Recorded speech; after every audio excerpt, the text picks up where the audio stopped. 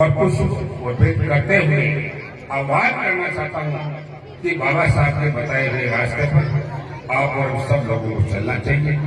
सबको समानता का अधिकार हो, किसी को भी नीची दृष्टि से नहीं देखा जाए। ये हमारे विचार आज के नहीं, हमारे बहुत लंबे समय से विचार है। और हमने जब भी राजनीति शुरू की, मैंने बहुत ग्राम पंचायत से राजनीति शुरू की और मैंने सबको समानता के अधिकार के साथ सबको साथ लेकर के चले। और यही सिद्धांत हमारी कांग्रेस पार्टी का है। और बाबा साहब के लिए इस देश में कांग्रेस पार्टी में आप सब लोगों को हमने अलग भी जगाई और उस महान शख्सियत को आज महापुरुष के रूप में सभी मानते हैं, क्योंकि उन्होंने इस लंबे समय से गुलामी से ग्रस्त देश को शानदार एक कानून दिया। और आज वो कानून जिसको कोई भी छेड़छाड़ करता है, कोई भी उसकी पालना नहीं करता है, तो उसके खिलाफ नई कार्रवाई होती है और उसकी पालना नहीं करने का दंड उसको दिया जाता है, चाहे सरकार हो चाहे विपक्ष हो।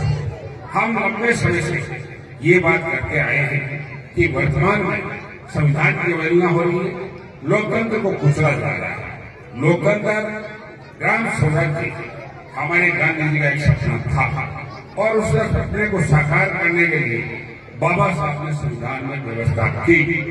आज जो सरकारें, चाहे हमारी पंचायत की राज हो, चाहे हमारे नगर निकाय हो, चाहे अन्य संस्थान हो, अगर उनमें प्रशासन और ब्यूरोक्रेसी को बिठाकर अगर उसका शोषण किया जाता है तो हर वर्ग और जाति का असम्मान है और लोकतंत्र पर प्रत्याघात है और संविधान का उल्लंघन है और बाबा साहब की आत्मा को ठेस पहुंचाने का काम है। उसको हम कभी स्वीकार नहीं करते, हमारा देश स्वीकार नहीं करता और उसके लिए हम हमारी लड़ाई जारी रखेंगे। इसलिए आपको मुझमें सहयोग करना है। मैं आप सब लोगों से लंबी बात नहीं करते, क्योंकि हमारे पूर्व वक्ताओं ने जो प्रमुख वक्ता थे हमारी, सबने बाबा साहब की जीवनी से लेकर उन्होंने उनका जो आप और सबको जो उनके द्वारा की गई व्यवस्था है उसको कोई भी नहीं भुला सकता, कोई भी उसको भुला नहीं सकता, कोई भी भुला नहीं सकता।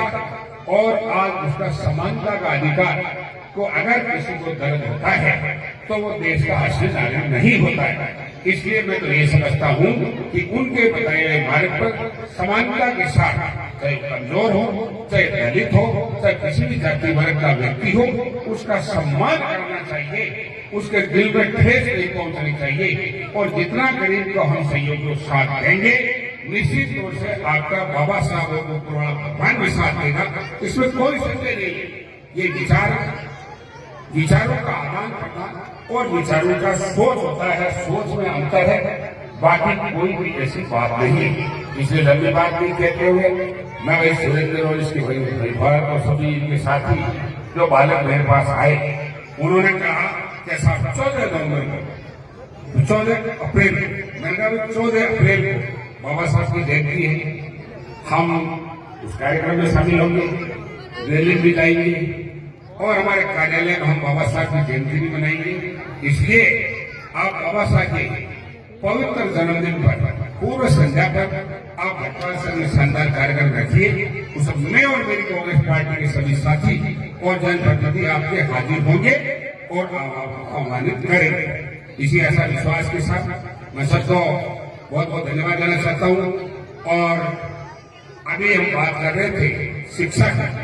बाबा साहब ने शिक्षा के बारे में जो कही बात, वो आप सबको मालूम है। हमारे प्रधान जी कहते हैं, हमारे पास राजेंद्र जी कह रहे थे, ऐसा विश्वास के साथ मेरा और मेरे साथियों का शानदार तरीके से बाबा साहब की समिति द्वारा शानदार जो हमारा मान और सम्मान और स्वागत किया, इसके लिए मैं बहुत बहुत आभार व्यक्त करना चाहता हूँ। आप और सब मिलकर के इस महापुरुष की शानदार तरीके से जयंती मनाइए। इसी ऐसा विश्वास के साथ सबको बहुत बहुत धन्यवाद। जय बाबा साहब।